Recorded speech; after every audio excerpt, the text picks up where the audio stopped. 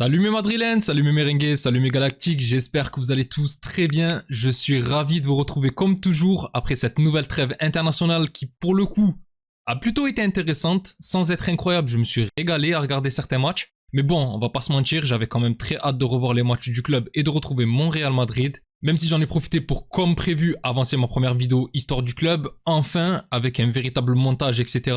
Et pour ceux qui veulent la voir, j'ai mis le lien en description.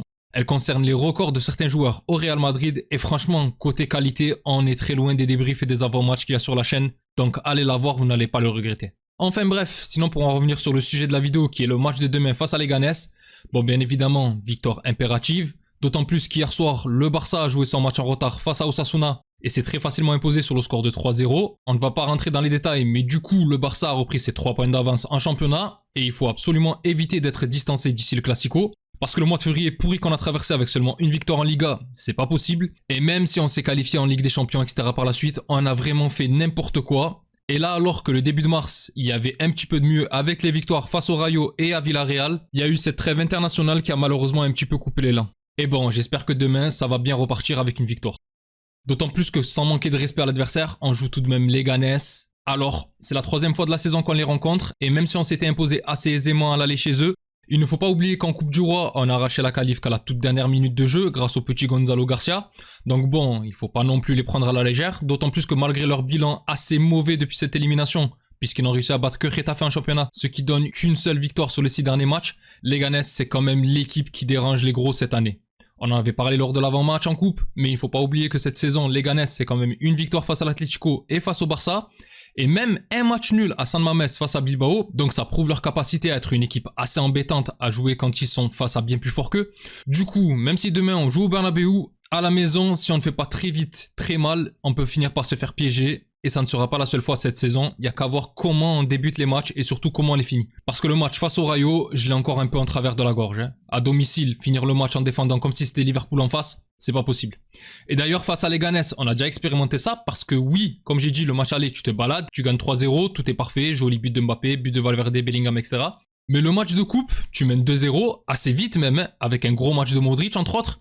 Et bon, je veux bien que ça ne soit pas l'équipe type, mais ils reviennent quand même à 2 partout. Avec Juan Cruz là, avec ses cheveux gris, et tu galères jusqu'à la fin, et franchement, quand tu sais que tu repars pour un marathon de match tous les 3 jours, il vaut mieux ne pas se mettre de pression pour rien en fin de match. Et si tu peux ne leur laisser aucun espoir en tuant le match assez vite et faire reposer les titulaires, il faut le faire. Et pour ça, je m'attends bien entendu à l'équipe type demain. Malgré le fait qu'il y ait eu beaucoup de joueurs qui ont eu de sacrés matchs avec leur sélection, je pense bien évidemment aux 3 Brésiliens face à l'Argentine, qui ont été les derniers à jouer dans un contexte assez difficile en plus.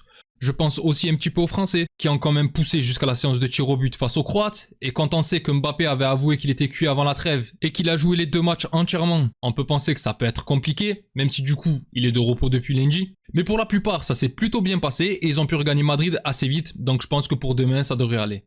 Du coup, pour le 11 probable, je vais pas trop faire dans l'originalité, on aura très probablement Lunin dans les buts, puisque Courtois, qui avait ressenti une gêne avant le match retour de Ligue des Nations, avec sa sélection justement face à l'Ukraine de Lunin, ne serait pas apte demain, voire même cette semaine face à la Sociedad pour la demi-finale retour de Coupe du Roi, et c'est l'Ukrainien qui devrait donc le remplacer. Devant lui, sans grande surprise, la charnière Rudiger-Asensio, logique.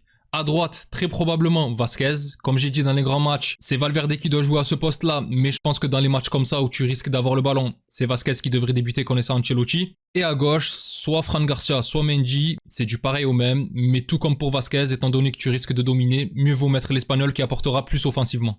Au milieu de terrain, bien évidemment Tchouaméni qui a été excellent avant la trêve, et d'ailleurs pareil en sélection où après avoir fait un match claqué comme en début de saison durant son premier match, il a fait un deuxième bien plus rassurant, avec devant lui le retour de Valverde au milieu et bien sûr Bellingham. Et enfin, en attaque, le trio habituel, Vini, Mbappé, Rodrigo, qui j'espère pour les 2 Brésiliens auront digéré le match de la nuit de mercredi.